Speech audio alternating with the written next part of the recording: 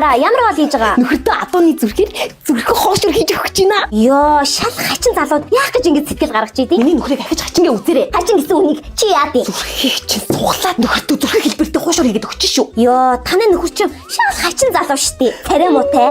Үгүй за миний нөхөр үзэсгэлэнтэй бидүү. Эрэгтэй хүн үзэсгэлэнтэй байна гэж юу юу айхав те? Манай нөхөр байна. Та манай нөхрийн нүдийг харж ирсэн үү? Яг тугал шиг. Амар хөөрхөө. Бас хамрыг харж ирсэн үү? Амар өндөр. Яг унах шиг. Бас уруулыг нь харж ирсэн үү? Яг тэмээ шиг.